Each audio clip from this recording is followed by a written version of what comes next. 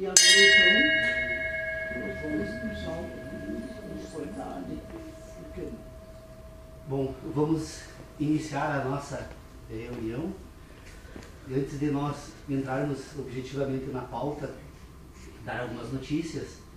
Pelo menos para mim foi uma notícia muito legal que aconteceu essa semana. O Dr. Pedro Osório foi entrevistado por um competente jornalista aqui de Santo Ângelo, o João Batista, conversou com o Dr. Pedro Osório durante 3 horas e meia, durante 3 dias diferentes. E com isso, com certeza, estamos ajudando a construir a história de Santo Ângelo, porque o Dr. Pedro Osório detém uma parte da história pela vida toda que ele teve na cidade, todo o seu envolvimento político, como cidadão, como pessoa, como estudioso. Então, essa notícia é ótima para todos nós. O nosso mestre, então, nos ajudando a fazer a história de Santo Ângelo. Com toda certeza, as informações serão muito úteis e são úteis a todos nós. Eu quero cumprimentar o Marco Verri, que acompanha a reunião online lá desde Porto Alegre, o Antônio Tavares, também que nos acompanha, e acredito que o professor Virgílio de Matos, que esteve aqui essa semana, o Dr. Pedro Osório, infelizmente ele passou rapidamente, mas o professor Virgílio é um professor da Universidade Federal de Minas Gerais, estudioso de criminologia, que esteve visitando as missões e esteve aqui, provavelmente também deva nos assistir, pelo que nos falou. Então, um abraço a todas as pessoas que se encontram em outros lugares e dizer então que na semana passada nós acabamos, foi talvez um dos dias mais frios do ano aqui em Santo Ângelo, e acabamos, que raramente ocorre, mas nós não tivemos quórum.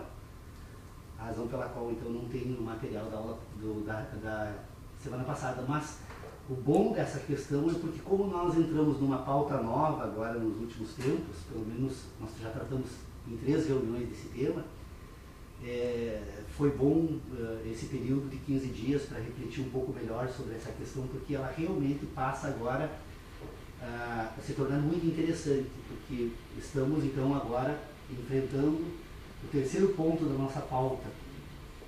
Para lembrar a todos, a nossa pauta, a primeira pauta do grupo de estudos foi tentando explicar como é possível entender qualquer assunto, qualquer questão que diga respeito à teoria do conhecimento e a todos nós, seres humanos. A segunda questão, o segundo ponto de pauta, depois que nós obviamente examinamos por um longo período, talvez uns 3 ou 4 anos esse tema, nós então nos aventuramos em ingressar no segundo ponto da pauta, que era tentar encontrar forma de explicar então de que forma é possível pensar novamente, né, Dr. Pedro Osório. Então ficamos talvez uns 4 anos ou 5 anos, na verdade nós estamos indo para o 9º ano do grupo de estudos e somente agora estamos examinando então a seguinte questão: como é possível falar, que em verdade o que nós estamos tratando agora é como é possível constituir um sistema de inteligência por meio de conceitos. Porque enquanto no primeiro momento estávamos tentando entender como as estruturas orgânicas se comportam na natureza para que seja possível estabelecer uma relação de conhecimento e, portanto, de entendimento, no segundo momento nós estávamos examinando já o homem que sente e que, portanto, agora constitui uma nova habilidade, que é a habilidade de pensar. Com o uso dessa primeira competência, que é a competência orgânica, então que permite entender o mundo natural e se relacionar com ele, e com os ganhos que obtivemos com relação à ordenação dessas ideias de como é possível pensar, então, somente agora, em 3 semanas, então, que nós estamos tratando, nós estamos tentando explicar como é possível falar e, portanto, como é possível utilizar um sistema de inteligência que se oriente por meio de conceitos. Eu pretendo ser breve, eu acredito que não preciso de tanto tempo para expor, mas eu acho que seria interessante também para as pessoas que nos assistem no dia de hoje, trazer talvez algumas questões com relação a esses temas para rapidamente então ingressar nesse terceiro ponto da pauta. O que nós concluímos aqui no grupo de estudos? Que nós, seres humanos, assim como também uma série de outros seres na natureza, que se destacam na natureza por uma característica peculiar, que é a característica de serem dotados de vida ou de serem animados, nós percebemos que essas estruturas orgânicas, todas elas, se comportam basicamente da mesma forma no mundo natural. E aí então, para deixar esse assunto radicalmente bem colocado, para não parar absolutamente nenhuma dúvida do que está sendo tratado, este tema permite examinar o homem e a ameba da mesma forma, cobrar explicações que sirvam a ambos. Nós vamos perceber na ameba, então, e no homem, e em toda a cadeia que agora liga essa estrutura orgânica que, segundo aquilo que nós aprendemos a conhecer do mundo natural, se apresenta como uma estrutura dotada de vida mais rudimentar de todas. E o homem, que segundo pensamos, e não sei até que ponto temos razão em pensar isso, nesta cadeia então estaria na outra ponta com uma estrutura orgânica mais desenvolvida de todas. Então o que nós percebemos neste meio que liga então o homem e a ameba é de que a característica que se apresenta como vida é a capacidade natural de entender o mundo em que essa estrutura vive. Ela é dotada de vida na medida em que ela se relaciona de forma natural nesse meio e consegue entender esse meio para fazer com que esse meio atenda algumas demandas dessa estrutura orgânica. Então nós vamos perceber que há uma capacidade natural de entendimento. Como isso ocorre? Quais são as causas iniciais desses processos e até que ponto esse processo se desenvolve entre a ameba e o homem, nós não temos condições de explicar. Não é o objetivo do grupo de estudos, nunca foi explicar isso. Nós apenas temos que reconhecer e entender que isso existe e que, portanto, o reconhecimento da existência de algo que talvez nós jamais consigamos explicar é o ponto de partida de toda a cadeia que precisa ser montada para explicar como funciona a inteligência humana. Essa estrutura orgânica, então, ela é comandada por duas instruções que vêm, então, do Criador, se é que é possível falar de um Criador da criatura, mas se é uma cadeia de causa e consequência, essa causa, então, que seria o Criador desse processo, ele utiliza de dois instrumentos que são fundantes desse sistema de inteligência. Essa estrutura precisa permanentemente buscar a sobrevivência. Neste mundo natural que ela vive, então, ela busca permanentemente sobreviver. E, em segundo lugar, para que ela possa sobreviver, ela permanentemente precisa estar se reproduzindo. É fagocitose, né, o processo pelo qual a ameba se divide, né, e se reproduz enquanto estrutura unicelular. Mas há um processo natural que permite, que faz com que essa ameba se reproduza permanentemente. A hora que cessar a reprodução de todas as amebas, a ameba como ser vivo desaparece. E quando uma só para de se reproduzir, ela mesma, em certo momento, desaparece. Para produzir processos naturais de integração. Então, há um processo natural que determina essa reprodução permanente e há outro processo natural que orienta essa estrutura a sobreviver. Então, esse é o ponto de partida que precisa ser reconhecido como existente no homem.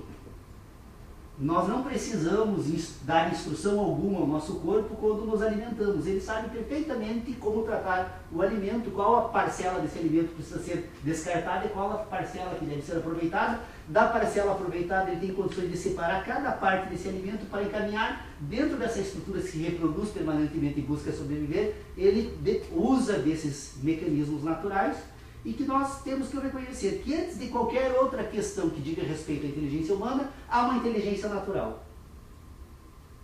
Totalmente natural. Que procede segundo causas que desconhecemos, mas que é possível perceber que existem. E, portanto, estão aí para ser dimensionadas. Bom, essa questão toda que produz esse sistema de inteligência, que transforma a vida no planeta de forma a chegar ao estágio de desenvolvimento orgânico que o homem chegou, essas estruturas passam então a se adaptar ao meio em que elas vivem e passam então a constituir determinados mecanismos que permitam se relacionar com esse meio. Então, essas estruturas acabam então estabelecendo pontos de relacionamento com esse ambiente natural em que elas vivem. Este ponto de relacionamento se dá pela alimentação. Ao introduzir a alimentação nessa estrutura orgânica que permite que ela se reproduza, que se desenvolva e cumpra esse ciclo todo que se chama vida, que tem um ponto inicial que se chama nascimento e que tem um ponto final que se chama morte. que denominamos dessa forma, pelo meio da nossa linguagem. Então, percebe-se perfeitamente que essas estruturas orgânicas existem e se relacionam no mundo natural de diferentes maneiras. O homem, que se relaciona com o mundo natural da sua forma particular, que embora se assemelhe a alguns outros animais, e existem animais muito próximos e talvez até idênticos ao homem nesses processos que eu vou tratar aqui agora, o homem se relaciona porque ele consegue, ao mesmo tempo que busca permanentemente então reproduzir-se e sobreviver, este homem se relaciona com o mundo natural na medida em que ele começa a receber impressões do mundo natural e começa a organizar essas impressões do mundo natural através de uma capacidade que ele tem que se chama sensibilidade. O homem, então, poderia fazer algumas outras perguntas, investigações a respeito de outras estruturas orgânicas, mas vamos tratar especificamente do homem. Ele, ao se relacionar com esse mundo natural em que ele entende, esse mundo natural produz impressões e, ao produzir impressões, transforma esse homem. Transforma na medida em que essas impressões são percebidas por um meio que esta estrutura orgânica possui, chamada sensibilidade, e estas impressões incidem sobre as sensações, e estas sensações se relacionam com a sensibilidade, e ao se relacionarem com a sensibilidade, constitui então um ponto de ligação entre a sensação e a sensibilidade, que é ordenada a partir de uma outra estrutura orgânica, que é a capacidade agora de relacionar. Essa estrutura sente, então essa é a primeira questão que precisa ser colocada. Essa estrutura sente, e por sentir por meio então da sensibilidade, receber essas impressões do mundo natural, estas sensações e estas impressões que são relacionadas, ao produzir estas relações acabam constituindo agora um outro âmbito de uso dessa inteligência natural.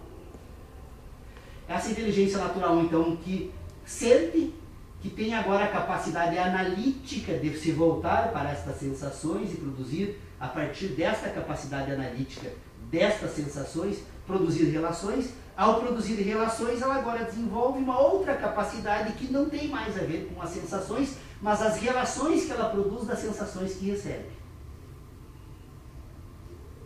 Percebam, então, que a estrutura orgânica que sente, esse processo natural que permite receber, então, representações do mundo natural por meio de impressões que são percebidos pelas sensações e são ordenados pela sensibilidade, essa capacidade de receber relações do mundo natural, de receber representações do mundo natural e de relacionar estas sensações com o mundo natural, permite agora constituir um outro ambiente de inteligência que se desenvolve a partir de uma capacidade particular dessa estrutura que nós denominamos a capacidade de pensar. Pensar, então, é relacionar. Pensa-se por meio do uso, então, de uma capacidade racional. Essa capacidade racional, na verdade, nós poderíamos dizer que é uma capacidade relacional. Na medida em que se relaciona as sensações, se produz a capacidade de pensar. Bom, nesse ponto é necessário, então, agora, trazer para essa discussão uma outra questão que me parece que todos nós aceitamos aqui e que serve também de referência para ordenar essa nossa capacidade, que é a capacidade de entender, para depois tentar explicar como é possível pensar. Esta estrutura orgânica, então, que se relaciona com o mundo natural por meio de sensações, desenvolve agora uma capacidade que é uma capacidade de produzir ciência. O que é a capacidade de produzir ciência? A capacidade de produzir ciência é a capacidade agora de produzir relações a partir de um sistema de relacionamento que se estrutura num outro ambiente, que é a capacidade de pensar, que é a capacidade também de ter ideias. Não é uma transição fácil de explicar nas discussões que nós estamos fazendo como esses processos ocorrem. Mas nós podemos tomar como certo, então, as seguintes ideias que servem para auxiliar a ordenação desse ambiente que nós precisamos identificar e isolar nessa estrutura orgânica que se chama o homem com a capacidade de pensar. Essa estrutura orgânica, quando ela passa a se relacionar com estas impressões produzidas pelo mundo natural, ele percebe que o mundo natural se apresenta como uma totalidade. Num primeiro momento, uma totalidade completamente confusa. Uma totalidade que nós podemos denominar como uma totalidade chamada universo. Há um universo todo da qual essa estrutura orgânica faz parte, o homem faz parte. E se esse universo é a totalidade e o homem é a parte dessa totalidade, a única questão que a parte da totalidade percebe com relação a essa universalidade, essa totalidade, é que essa totalidade se move. O universo, então, é algo que se move. O movimento é a nota característica de qualquer questão que precisa ser orientada sob o ponto de vista da inteligência humana, na constituição dos mecanismos que permitem desenvolver uma ciência. O universo é algo que se move e o homem é parte do universo. E esse universo que se move, na medida em que se move, ele produz impressões na parte do universo que é o homem. Então, há uma parte que sente e há uma totalidade que produz impressões. Essa totalidade que produz impressões na parte que sente, na medida em que a totalidade produz impressões e a parte sente, na medida em que ela relaciona essas sensações, ela acaba estabelecendo relações entre as suas sensações e o universo que se move. As relações estabelecidas entre as sensações e o universo em movimento vai permitir que esse sistema de inteligência agora desenvolva um sistema diferente de inteligência, que é um sistema relacional. Esse sistema relacional, então, é as relações que essa estrutura estabelece entre as suas sensações e o universo em movimento. E ao estabelecer relações entre as suas sensações e o universo em movimento, ele vai constituir aquilo que ele vai reconhecer num determinado momento do desenvolvimento da inteligência, que é o mundo da sua existência. O mundo que o homem constitui, desenvolve, produz nesse ambiente que nós chamamos de ambiente das ideias ou da ciência. Esse mundo que é desenvolvido, que é constituído pelo homem, é um mundo que se desenvolve a partir das relações que o homem estabelece entre as sensações que ele sofre e as impressões produzidas pelo mundo natural, que é um processo em curso no espaço. Então, esse universo que se move imprime, esta impressão transforma, e ao transformar esta relação que se dá entre a impressão produzida por meio da sensação e as relações, vão permitir que nesse ambiente das relações, então, passe a se constituir agora o mundo do homem. Então, cada indivíduo, cada ser humano que desenvolve a capacidade racional, na verdade, a capacidade racional são as relações que ele produz entre as sensações e o universo em movimento. E os indivíduos desenvolvem o seu próprio mundo. Cada indivíduo constitui, então, um mundo próprio que vai permitir fazer com que esse sistema de inteligência passe, então, a se ordenar, se organizar. Então, vocês percebam que é possível falar, então, de um homem que sente, e que sente porque recebe impressões do mundo natural, e de um homem que relaciona. E ao relacionar, ele produz um sistema de inteligência denominado sistema de ideias. Esse sistema de ideias vai permitir pôr em ordem o mundo da existência do homem. Como parte do universo que se relaciona com o todo, as relações estabelecidas entre a parte e o todo constituem o mundo do indivíduo, o mundo individual. Pois então, a capacidade de pensar é a capacidade de relacionar. Bom, se eu tomo então como ponto de partida que nós pensamos porque relacionamos, pensar é relacionar, se é possível então dizer que pensar é relacionar, nós vamos perceber então que nós precisamos examinar esse indivíduo, ou esse ser, essa estrutura orgânica denominada homem, nós precisamos levar em consideração essas duas dimensões de inteligência. É impossível separá-las, porque o homem só é homem porque sente. O homem só constitui o mundo da sua existência porque as sensações que ele recebe do mundo natural lhe permitem constituir esse mundo natural. Então o homem só é homem porque sente. Mas é possível perceber que o homem que sente relaciona, e que é possível separar as sensações das relações para tentar entender onde elas se relacionam, então agora para permitir que o homem possa constituir outros sistemas de inteligência, como o sistema de inteligência que estamos examinando aqui agora, que é o sistema de inteligência por conceitos. Bom, se eu tenho então esta dimensão, eu preciso reconhecer, e essa tem sido a razão pela qual eu insisto, todas as reuniões que eu insisto, normalmente quando alguns oriundos da filosofia analítica ou da filosofia de escola, das nossas universidades hoje estão presentes, a reunião entra em polêmica nesse momento, mas eu estou absolutamente convencido de que é necessário tomar essa dimensão como correta. Nós precisamos de entender que é necessário separar ideia e conhecimento. por que é necessário separar ideia e conhecimento? Ou por que é necessário, vamos então dividir ciência e conhecimento? Por que é necessário então tratar a ciência num âmbito e tratar o conhecimento em outro âmbito? Porque o conhecimento são todas as impressões produzidas pelo mundo natural na capacidade sensível do homem. Então tudo aquilo que o homem acumula no curso da sua existência, esses acúmulos que o homem denomina de conhecimento, não são mais do que não são nada mais do que impressões produzidas por o universo que se move na capacidade sensível por meio das sensações. Então todos os nossos conhecimentos estão orientados por sensações. As pessoas dizem, eu vi algo, eu conheço porque eu vi algo, eu conheço porque eu apalpei, eu provei, eu ouvi, eu apalpei. Ou seja, toda vez que falamos dos nossos conhecimentos, estamos tratando de temas que dizem respeito às sensações que recebemos do mundo natural por meio das impressões.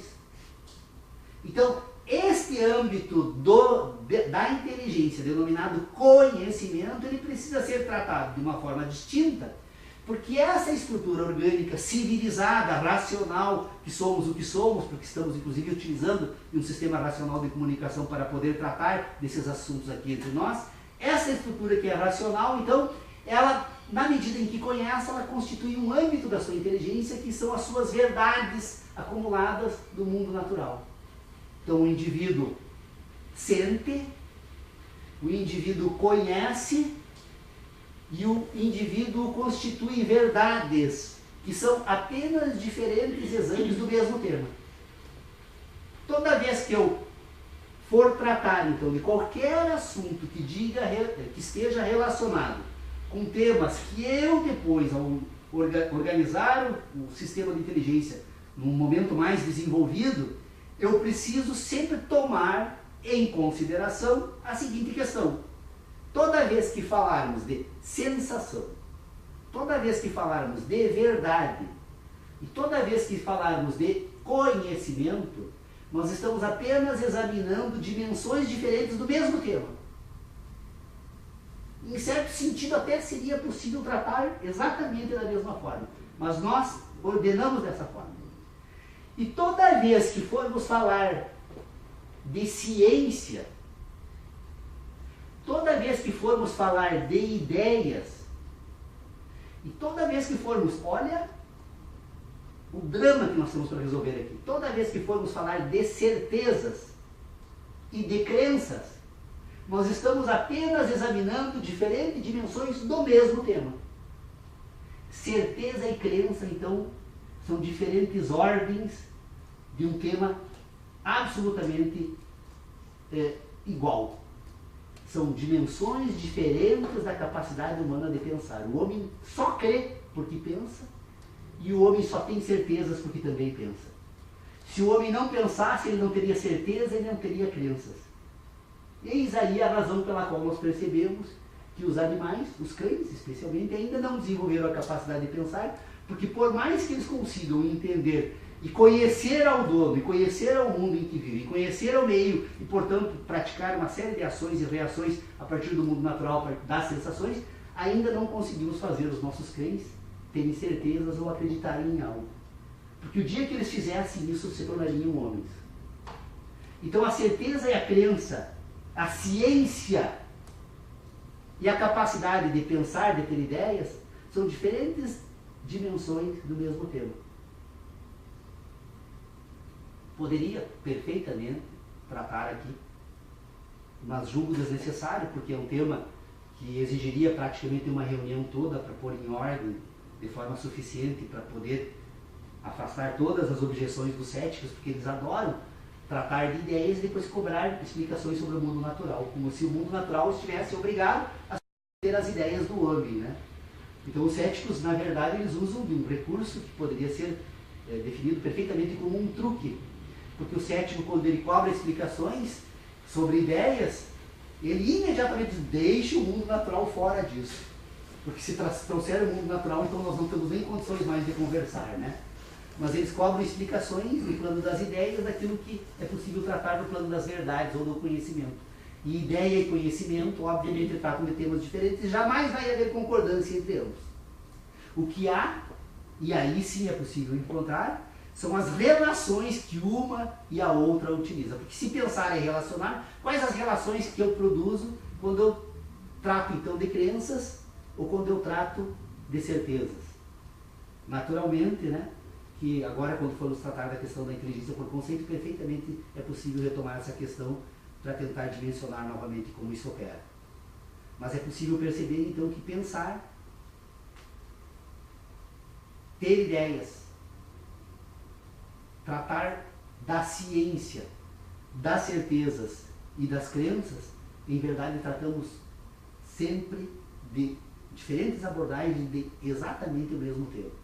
Então, é possível perceber nessa estrutura orgânica aqui, pela explicação, imagino que consegui pelo menos trazer as principais questões que precisam ser consideradas com relação a isso, é possível perceber então que nós temos um homem que sente e nós temos um homem que pensa. Que quando formos tratar agora de qualquer outro sistema de inteligência, nós precisamos dimensionar como esses processos ocorrem. Bom, qual é o propósito então agora de examinarmos a inteligência por conceitos?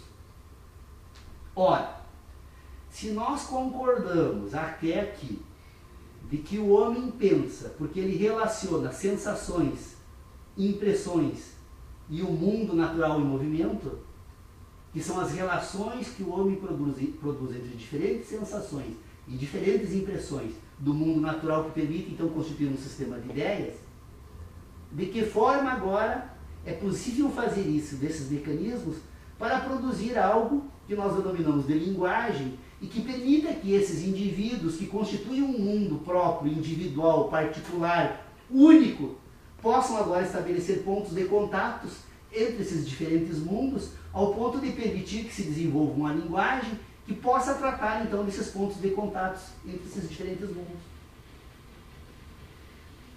Quando o homem recebe impressões do mundo natural, quando o homem então sente esse processo em movimento que se opera no espaço e que lhe permite então relacionar, há uma certa objetividade desse universo que ela se apresenta de forma semelhante a todos os indivíduos. Então todos os indivíduos, quando constituem o mundo, o seu próprio mundo, eles percebem que a Terra, que há um movimento entre a Terra e o Sol. Eles percebem que há ciclos desse movimento que permitem então que um período da Terra ela esteja iluminada e, portanto, que possa ser denominado de dia, que outro período ela esteja sem luz e que, portanto, seja denominado de luz. E esta pessoa percebe que tem determinados elementos que se apresentam no mundo natural, se apresentam de forma semelhante a todos os indivíduos. Ora, para mim uma árvore é uma árvore, para o Paulo é também uma árvore, Dr. Pedro Osório, todos nós aqui vamos identificar determinados pontos de contato desse mundo que nós produzimos por meio das impressões e das sensações. Nós vamos perceber que há uma certa regularidade com relação a determinados acontecimentos, e essa regularidade em relação a esses determinados acontecimentos, então elas constituem mundos semelhantes entre diferentes indivíduos. E na medida em que esses indivíduos produzem mundos semelhantes, embora sendo distintos uns dos outros, os pontos de contato entre esses diferentes mundos, então, vai permitir que se constituam pontos de interseção, que vão se apresentar, então, como aquilo que esses diferentes indivíduos vão produzir, junto quando vivem coletivamente, como resultado de uma cultura comum. A cultura, então, de um agrupamento social é o resultado dos pontos de interseção do mundo que esses indivíduos produzem. Então, quando os indivíduos desenvolvem uma mesma língua, quando esses indivíduos desenvolvem um conjunto de hábitos semelhantes, quando esses indivíduos desenvolvem uma série de comportamentos comuns, esse comportamento, esses hábitos comuns, esta língua comum vai permitir que se desenvolva também juntamente uma cultura comum. Essa cultura não é nada mais, nada menos, então, do que os pontos de contato desses diferentes mundos, dos diferentes indivíduos. E essa cultura, então, ela somente se torna possível na medida em que esse sistema de inteligência se desenvolve por meio, então, de um sistema de conceitos. O que seriam esses sistemas de conceitos? Esses pontos de interseção dos diferentes mundos que se apresentam para os diferentes indivíduos no mundo natural, eles acabam sendo relacionados por meio de ideias a uma linguagem. Ou seja, eu produzo um conjunto de expressões fonéticas que se relacionem com uma ideia e que essa ideia esteja relacionada num ponto comum de interseção dos diferentes indivíduos do mundo natural. Então, por exemplo, quando o conjunto fonético árvore é pronunciado, este conjunto fonético árvore, imediatamente nos diferentes indivíduos que desenvolveram uma cultura comum, se relaciona a uma ideia, e essa ideia estará relacionada a uma impressão produzida pelo mundo natural na sensação dos indivíduos. Obviamente que se nós formos cobrar explicações sobre a árvore, muitos dirão, a minha árvore é um eucalipto, outro dirá, a minha árvore é um cinamomo, outro dirá, mas são árvores. Todos os indivíduos têm condições de identificar esse ponto de interseção no mundo natural. Só um ponto interessante, em homenagem aos nossos ouvintes, e consequentemente para conforto próprio, se correto for o toque que eu vou fazer, um salto verdadeiramente gigantesco, meta esse na história da filosofia, quando o homem organizou, criticou, analisou, procurou ordenar pensamentos, palavras e coisas. Ele é lechoso. Tudo isso, refletindo um sobre o outro, o conceito daqui e dali, ingênuo. Mas falta a impressão aí, doutor Pedro Osório. Sim, agora esmiuçar o pensamento, esmiuçar a coisa, aí vamos para o elétron, vamos para a composição molecular, né? Que é uma complexidade enorme, né? Gigantesca. Mas essas três coisas fabulosas que foram ditas como um escândalo que até bem pouco tempo a humanidade não se desse conta de que existem palavras que aparecem com grafismos ou sonoro, articulações de sons, e que isto pode se relacionar às coisas que estão no mundo que costumamos chutar. E de tudo isso, então, pensamentos, né? Da maneira que quiser, até extravagante, poética, ou até no sonho. Então, o trabalho do Dr. Paulo utiliza esses achados que são reais e que estão aí à disponibilidade, mas para colocar a isso uma ordem de como é que isso evolui um sobre o outro, retificações que mexendo num pontinho importa uma revisão não ficou para trás. Essa é a luta pelo conhecimento, pela supremacia e até pela existência de todos nós, e do próprio universo que estamos referindo. Mas não é interrupção. Está perfeito. E o senhor chamou a atenção para uma questão fundamental aqui. E o que quero dizer, que nós não jogamos nos porões de coisa inservível os avanços e os equívocos que tenham ocorrido no passado. E que certamente nós estaremos, porque não termina ainda. Isso aqui é um passo de criança que está engatinhando. Passos gigantescos estão por vir. Estão na mente do nosso Criador, na causa primeira, que Aristóteles nos advertiu e que continua presente. Cada vez mais nos convencemos da nossa pequenez, mas de uma pequenez sincera, que reconhece os seus limites e procura conversar com os outros para superar aquela treva, né? A catarata que está muito próximo. E isso é possível retirar. É possível. Ou como também, se desistirmos, ela se transformará numa carnaça, num músculo, talvez numa coisa sólida. Perfeito. Siga, seu pai. Perfeito, doutor Pedro Osório. Como sempre, o senhor faz as suas intervenções maravilhosas e o senhor chama a atenção realmente para uma questão que talvez seja fundamental nós entendermos para tentarmos compreender a necessidade de retificar uma pequena parte dessa questão, porque Em verdade, a filosofia analítica sempre trabalhou com essas ideias, ou seja, as relações que se estabelecem entre palavras, ideias e coisas, né? Palavras, ideias e coisas seriam, então, as relações que permitiriam constituir um sistema objetivo de inteligência e, portanto, desenvolver esse sistema independentemente das próprias sensações humanas. Só que aí tem um problema, é que a filosofia analítica imagina que seja possível relacionar ideias a objetos. E isso é impossível. É absolutamente impossível relacionar uma ideia a um objeto. O que nós fazemos, em verdade, é relacionar uma sensação a uma ideia. E a sensação que é produzida pelo objeto.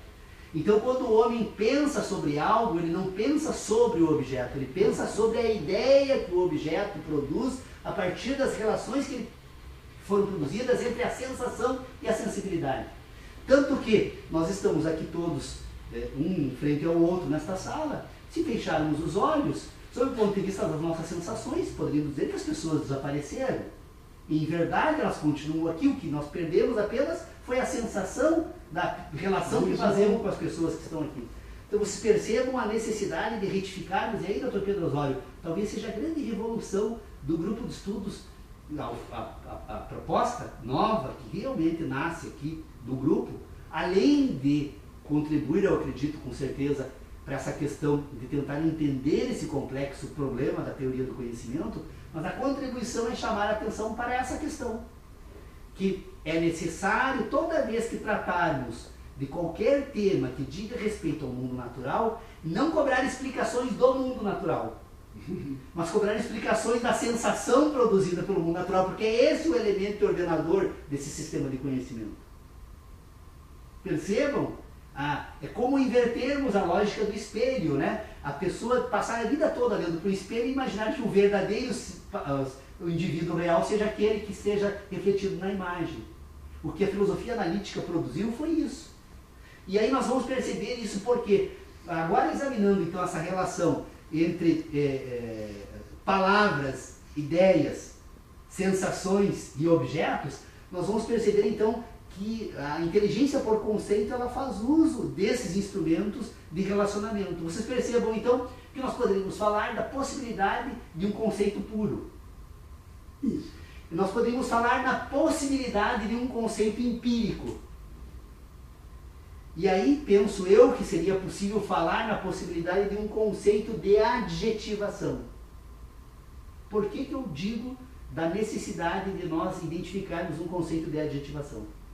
Porque os conceitos puros são os conceitos que efetivamente se relacionam diretamente com as ideias, sem a mediação do mundo natural. As ideias matemáticas, as ideias de números, todas as ideias de números são relações diretas entre ideia e conceito. Não preciso de absolutamente nada do mundo natural para saber que é a ideia de E, portanto, pouco importa que seja esse. É o 2 ou qualquer outro número, na verdade, é apenas uma relação entre um conceito e uma ideia. Portanto, um conceito puro. O conceito empírico, então, agora, é aquele conceito que tem o propósito de encontrar relação no mundo natural. Então, quando eu falo árvore, esse conceito é um conceito empírico, por quê? Porque ele vai procurar, então, agora, por meio dos homens, porque conceito algum tem sentido se desaparecer o homem, né?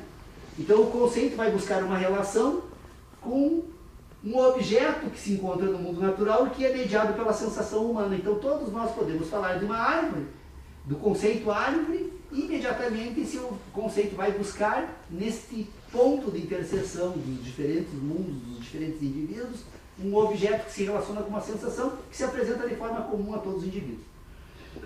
Árvore, pedra, essa cultura permite então construir todo um sistema de conceitos que são conceitos empíricos porque estão de uma certa forma organizados entre diferentes indivíduos com uma cultura comum, determinados objetos que produzem sensações desses indivíduos. Então eu tenho conceitos que se relacionam, embora desconsideremos para tratar das relações entre o conceito e o objeto, esse percurso, que jamais um objeto vai ganhar sentido se não estiver relacionado a uma sensação humana. Por exemplo, né? Se eu fosse referir aqui o nome de um ser microscópico que nenhum de nós nunca sequer ouviu falar e jamais sequer tratou desse assunto no microscópio ou mesmo por meio de imagem, esse conceito não teria absolutamente nenhum sentido porque ele não está relacionado a uma sensação e, portanto, a um objeto do mundo natural.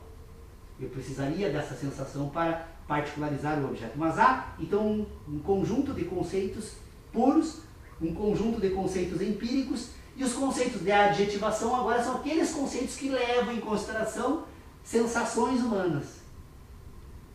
Então, quando eu vou adjetivar um determinado objeto, com particularidades que digam respeito a um indivíduo, este objeto agora ele ganha um conceito de adjetivação. Então, para tratar dos casos mais abrangentes possíveis, porque poderíamos entrar em outras particularidades, mas eu poderia dizer assim, isto é bom, isto é ruim, isto é alto. O que é alto? Se toma em consideração um adjetivo do homem, porque um edifício de 20 andares é alto, ou uma planta de 1 metro é alta. Quer dizer, o que é alto? Esse conceito só tem sentido com a adjetivação humana. Então vocês percebam que é possível, então, tratar agora nesse sistema de ideias determinados conceitos que se relacionam, então, que são conceitos puros, que se relacionam diretamente com ideias, conceitos empíricos, então, que buscam essa identidade cultural nessas interseções nos diferentes mundos dos indivíduos, e conceitos de adjetivação em que o indivíduo entra agora, então, com uma qualificação do fato para poder tornar esse conceito útil, sob o ponto de vista dessa cultura. Eu ainda não examinei, Dr. Pedro Osório e demais integrantes do grupo, porque realmente é um tema novo, nós estamos há 3 semanas e obviamente que o fato de estarmos... Hoje é a 4ª abordagem desse tema, é óbvio que não podemos esgotar esse tema, mas me parece que com esses 3 conceitos nós encontramos já um ponto de partida para tentar relacionar agora esse sistema de conceitos com esse mundo do conhecimento, ou esse mundo, ou esse ambiente, para tratar mais fácil, do conhecimento com esse ambiente da ciência.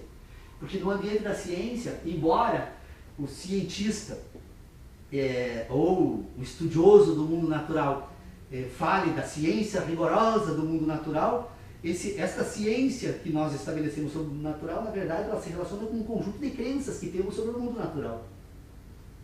Quando nós afirmamos categoricamente que posta uma causa, necessariamente ocorre uma consequência no plano da natureza, é porque nós imputamos a esta causa uma consequência no mundo natural e, portanto, uma crença. É uma relação de imputação humana. Ou seja, sempre que nós tratamos dos fenômenos do mundo natural, quando nós atribuímos uma causa, na verdade, nós imputamos uma causa. Mas como a causa inicial nos é desconhecida, essa causa que nós imputamos, essa imputação também não passa de uma crença. Tanto que a ciência da natureza permanentemente vem sendo retificada, porque determinadas imputações que se tinha por certeza, na verdade, não passavam de uma crença que foi desconstituída por um conhecimento novo no mundo natural. Doutor Pedro Osório. Por isso que transita de modo inquietante e até, por vezes, jocoso, de que até bem pouco tempo, uma novidade nenhuma nisso, trago a baila para trabalhar aqui. Então, que os cisnes são brancos. Nenhum naturalista de respeito e contestaria isto. Todos os cisnes são brancos. Descobertos os cisnes negros na Austrália, caiu toda a lei da inferência como instrumental inabalável. Cisnes negros apareceram. E os metais se dilatam pela ação do calor? Sim, eu não vou cometer a heresia de dizer que não. No entanto, nada impede que das profundezas do universo algo se projete sobre o Sol, da Terra, e que, constatado que se trata de metal, porque conduz eletricidade, não pelo centro do tubo, o fio de metal que conduz, normalmente o cobre, né? a corrente elétrica, não está no centrozinho do condutor, está na periferia, É possível tocar num lugar onde não tem corrente. Porque analogicamente entendemos que o fio é semelhante a um tubo que nos traz a água. Ou que nos traz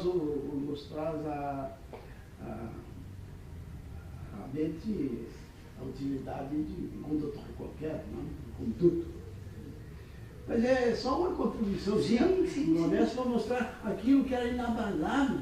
Então nos leva a uma incerteza em certos momentos, e já aguardando. A própria passagem de 1 para o 2 é criticável. Há pouco nós mostramos que admiramos imensamente o movimento. Não? Mas em que momento ocorre essa passagem? Ela está intrínseca. Então, cuidado, não vamos pisar nisso aí com muita confiança, porque pode ser algo, em parte, ainda desconhecido. Daí a nossa inquietude e o desejo do homem de avançar, de perguntar. E o que se faz aqui? E por que não? Tal coisa. Mas por que não? Ah, mas é um absurdo. Por que é absurdo? Sim. E, portanto, o que vale para nós é um esforço. Entre o 1 e o 2 tem um infinito de degraus. 1,000. Não chegaremos nunca no 2. Consumiremos nossas vidas, não chega sequer ao 2, que é do domínio, inclusive, da matemática, que é o conceito puro que pode nos produzir, nos informar. Conceito matemático. Não é? A matemática é o exemplo. E isoladamente da geometria, ela também se perde. Por quê? A menor distância, não é, possível entre a ligadura entre 3 pontos que não sejam integrantes de um mesmo segmento de reta, é muito difícil imaginar um círculo.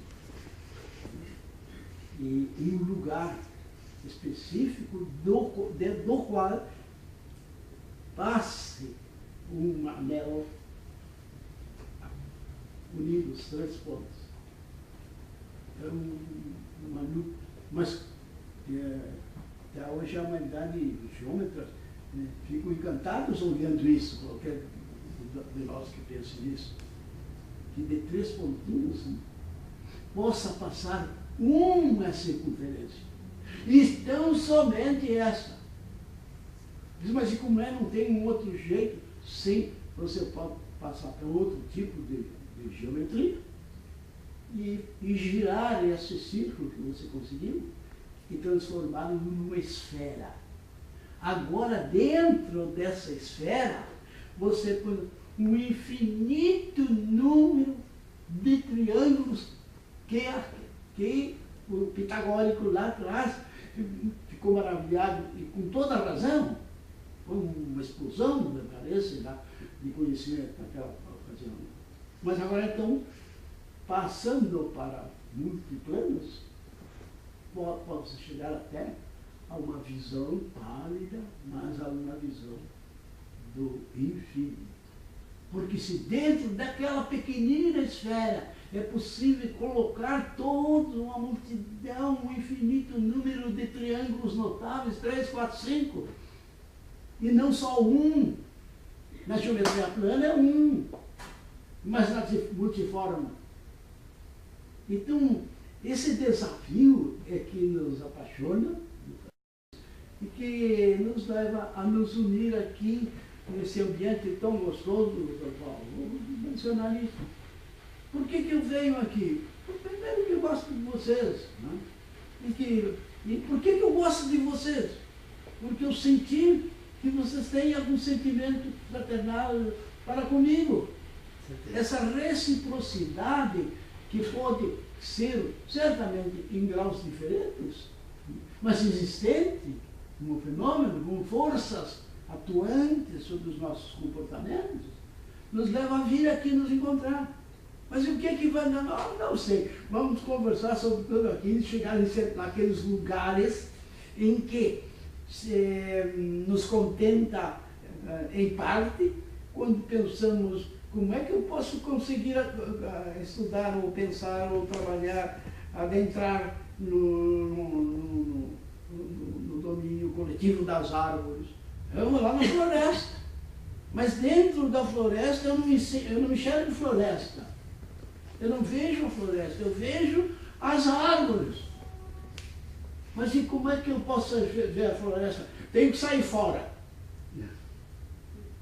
E depois voltar com instrumentos mais aperfeiçoados e perceber que cada árvore que ali está pode, e é muito provável, que seja um outro universo imenso a ser estudado, que são os componentes que estão naquele caule, naquelas folhas, naquelas frutas, naqueles odores que ela pode, acaso, nos oferecer.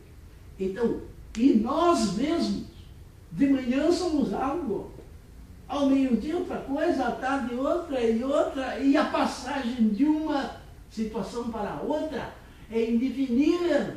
São momentos de dúvida quando fazemos as nossas escolhas, as nossas opções de uso da liberdade.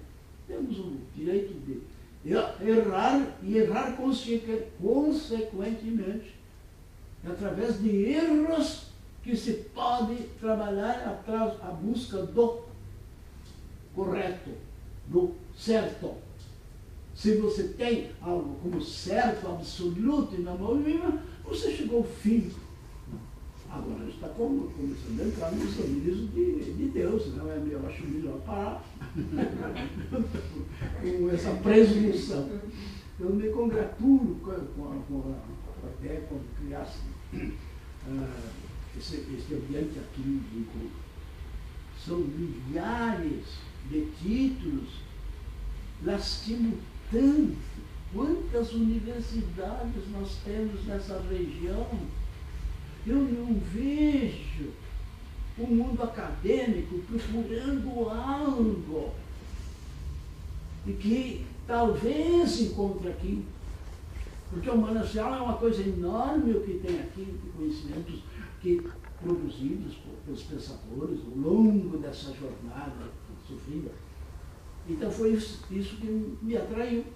E encontrei um ambiente sincero, onde ninguém procura dominar o outro através de argumentos para isso, daquilo, em coisas pequenas. Porque se não conseguirmos uma boa visão do macro, né, quanto menor será, maior a dificuldade. Mas vamos então desistir? Temos que desistir de ser pessoa. E até agora a autoeliminação é um fracasso, porque é o reconhecimento de ser vencido, né, de desistir. E o nosso dever primeiro é aceitar os fagos, né, que nos são traçados e que nós mesmos acabamos ajudando a desenhar. Um abraço. Doutor Pedro Osório, essas bonitas palavras, pode ter certeza, doutor Pedro Osório, que a reciprocidade com relação a esse carinho de todos nós é da mais absoluta sinceridade. O senhor é uma pessoa que eu sempre chamo a atenção dos meus alunos, e esse ano, como fui convidado a dar aula de filosofia, tenho cobrado muito dos meus alunos que o Dr. Pedro Osório, um homem já de seus 90 e tantos anos, mantém uma jovialidade, uma ambição, não é ambição, mas um desejo pelo conhecimento, pelo desenvolvimento das suas aptidões, que é algo encantador. Quem dera que os jovens tivessem a vitalidade que o senhor tem. Com certeza estaremos ainda comemorando os 100 anos do Dr. Pedro Osório aqui no grupo de estudos. Eu não tenho a menor dúvida disso, porque realmente é uma luz a iluminar os nossos debates aqui, as nossas... Aliás, sem a sua presença, o grupo de estudos jamais teria existido. Eu não tenho a menor dúvida com relação a isso. Porque é esse seu apoio intelectual, moral, né, afetivo, que nos move, que mantém acesa essa luz aí de estarmos completando quase 9 anos. Quantos grupos de estudos que se criam e se dissolvem em tempo bem menor, e aliás, muitos deles às vezes financiados por grandes instituições, né?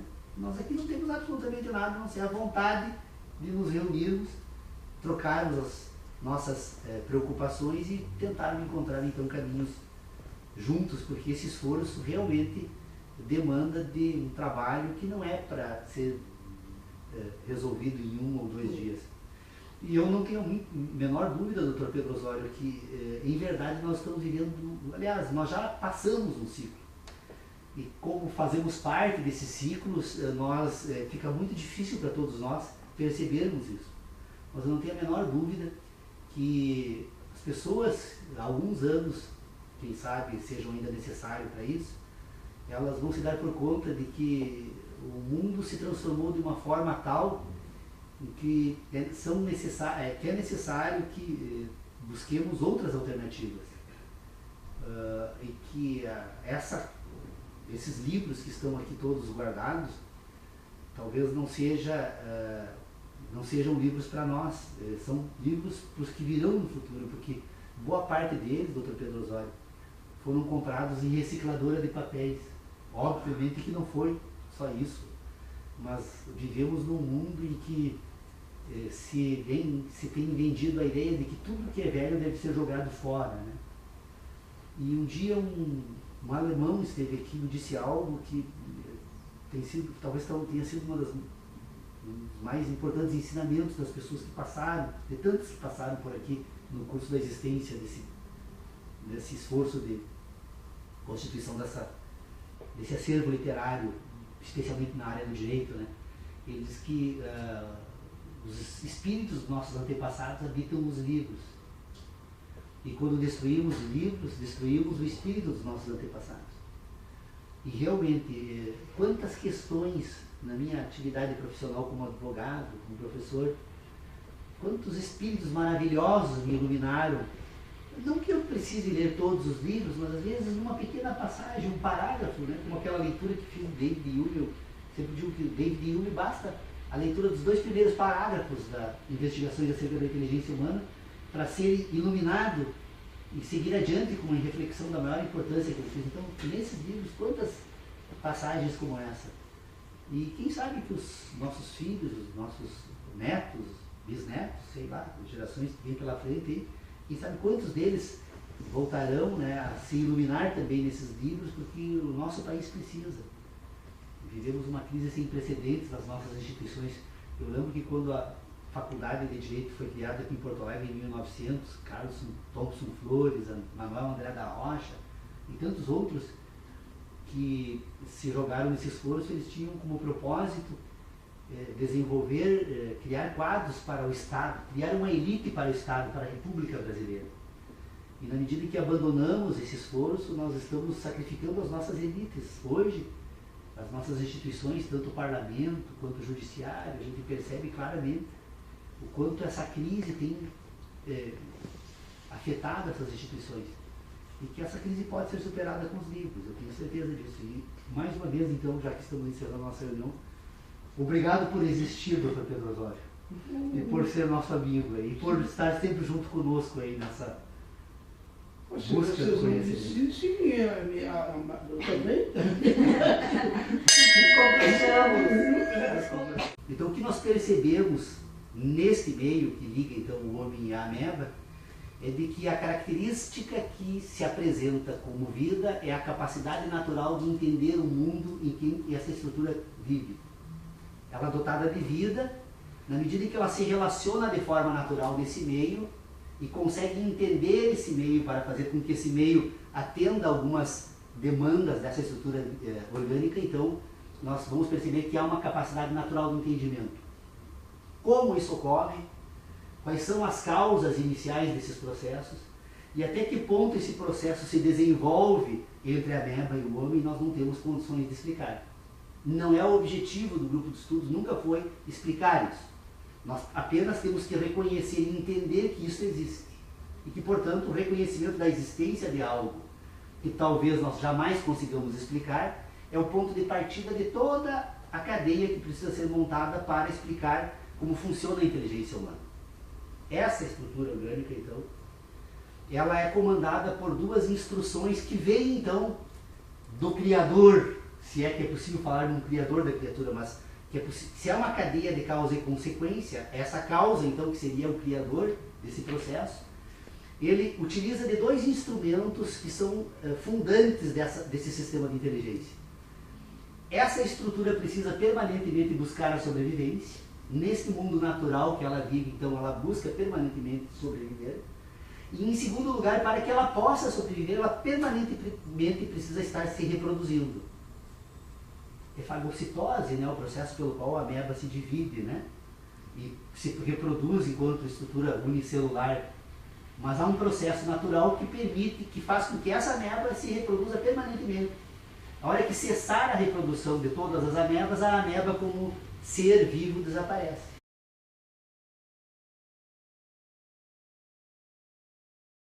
E agora então, nós vamos expulsar os soldados. Bom, vamos iniciar a nossa reunião. E antes de nós entrarmos objetivamente na pauta, dar algumas notícias. Pelo menos para mim foi uma notícia muito legal que aconteceu essa semana. O Dr. Pedro Osório foi entrevistado por um competente jornalista aqui de Santo Ângelo, o João Batista, conversou com o Dr. Pedro Osório durante 3 horas e meia, durante 3 dias diferentes. E com isso, com certeza, estamos ajudando a construir a história de Santo Ângelo, porque o Dr. Pedro Osório detém uma parte da história pela vida toda que ele teve na cidade, todo o seu envolvimento político, como cidadão, como pessoa, como estudioso. Então, essa notícia é ótima para todos nós. O nosso mestre, então, nos ajudando a fazer a história de Santo Ângelo. Com toda certeza, as informações serão muito úteis e são úteis a todos nós. Eu quero cumprimentar o Marco Verri, que acompanha a reunião online lá desde Porto Alegre, o Antônio Tavares, também que nos acompanha, e acredito que o professor Virgílio de Matos, que esteve aqui essa semana, o Dr. Pedro Osório, infelizmente ele passou rapidamente, mas o professor Virgílio é um professor da Universidade Federal de Minas Gerais, estudioso de criminologia, que esteve visitando as missões e esteve aqui, provavelmente também deva nos assistir, pelo que nos falou. Então, um abraço a todas as pessoas que se encontram em outros lugares e dizer então que na semana passada nós acabamos, foi talvez um dos dias mais frios do ano aqui em Santo Ângelo, e acabamos, o que raramente ocorre, mas nós não tivemos quórum. A razão pela qual então não tem o material da aula da semana passada, mas o bom dessa questão é porque, como nós entramos numa pauta nova agora nos últimos tempos, pelo menos nós já tratamos em 3 reuniões desse tema, foi bom esse período de 15 dias para refletir um pouco melhor sobre essa questão, porque ela realmente passa agora a se tornar muito interessante, porque estamos então agora enfrentando o 3º ponto da nossa pauta. Para lembrar a todos, a nossa pauta, a primeira pauta do grupo de estudos foi tentando explicar como é possível entender qualquer assunto, qualquer questão que diga respeito à teoria do conhecimento e a todos nós, seres humanos. A segunda questão, o segundo ponto de pauta, depois que nós obviamente examinamos por um longo período, talvez uns 3 ou 4 anos esse tema, nós então nos aventuramos em ingressar no segundo ponto da pauta, que era tentar encontrar forma de explicar então de que forma é possível pensar novamente, né, Dr. Pedro Osório. Então ficamos talvez uns 4 anos ou 5 anos, na verdade nós estamos indo para o 9º ano do grupo de estudos e somente agora estamos examinando então a seguinte questão: como é possível falar, que em verdade o que nós estamos tratando agora é como é possível constituir um sistema de inteligência por meio de conceitos. Porque enquanto no primeiro momento estávamos tentando entender como as estruturas orgânicas se comportam na natureza para que seja possível estabelecer uma relação de conhecimento e, portanto, de entendimento. No segundo momento, nós estávamos examinando já o homem que sente e que, portanto, agora constitui uma nova habilidade, que é a habilidade de pensar. Com o uso dessa primeira competência, que é a competência orgânica, então, que permite entender o mundo natural e se relacionar com ele, e com os ganhos que obtivemos com relação à ordenação dessas ideias de como é possível pensar, então, somente agora, em 3 semanas, então, que nós estamos tratando, nós estamos tentando explicar como é possível falar e, portanto, como é possível utilizar um sistema de inteligência que se oriente por meio de conceitos. Eu pretendo ser breve, eu acredito que não preciso de tanto tempo para expor, mas eu acho que seria interessante também para as pessoas que nos assistem no dia de hoje, trazer talvez algumas questões com relação a esses temas para rapidamente então ingressar nesse terceiro ponto da pauta. O que nós concluímos aqui no grupo de estudos?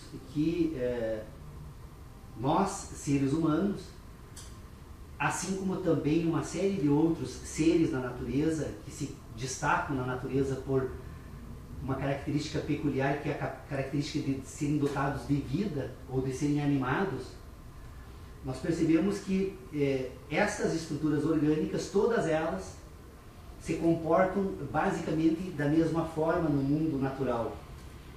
E aí, então, para deixar esse assunto radicalmente bem colocado, para não pairar absolutamente nenhuma dúvida do que está sendo tratado, este tema permite examinar o homem e a ameba da mesma forma. Cobrar explicações que sirvam a ambos. Nós vamos perceber na ameba, então, e no homem, e em toda a cadeia que agora liga essa estrutura orgânica que, segundo aquilo que nós aprendemos a conhecer do mundo natural, se apresenta como uma estrutura dotada de vida mais rudimentar de todas. E o homem, que segundo pensamos, e não sei até que ponto temos razão em pensar isso, que nesta cadeia então estaria na outra ponta com uma estrutura orgânica mais desenvolvida de todas. E quando uma só para de se reproduzir, ela mesma em certo momento desaparece, para produzir processos naturais de integração. Então, há um processo natural que determina essa reprodução permanente e há outro processo natural que orienta essa estrutura a sobreviver. Então, esse é o ponto de partida que precisa ser reconhecido como existente no homem. Nós não precisamos dar instrução alguma ao nosso corpo quando nos alimentamos. Ele sabe perfeitamente como tratar o alimento, qual a parcela desse alimento precisa ser descartada e qual a parcela que deve ser aproveitada. Da parcela aproveitada, ele tem condições de separar cada parte desse alimento para encaminhar dentro dessa estrutura que se reproduz permanentemente e busca sobreviver. Ele usa desses mecanismos naturais e que nós temos que reconhecer que antes de qualquer outra questão que diga respeito à inteligência humana, há uma inteligência natural. Totalmente natural. Que procede segundo causas que desconhecemos, mas que é possível perceber que existem. E, portanto, estão aí para ser dimensionadas. Bom, essa questão toda que produz esse sistema de inteligência, que transforma a vida no planeta de forma a chegar ao estágio de desenvolvimento orgânico que o homem chegou, essas estruturas passam então a se adaptar ao meio em que elas vivem e passam então a constituir determinados mecanismos que permitam se relacionar com esse meio. Então, essas estruturas acabam então estabelecendo pontos de relacionamento com esse ambiente natural em que elas vivem. Este ponto de relacionamento se dá pela alimentação, ao introduzir a alimentação nessa estrutura orgânica que permite que ela se reproduza, que se desenvolva e cumpra esse ciclo todo que se chama vida, que tem um ponto inicial que se chama nascimento e que tem um ponto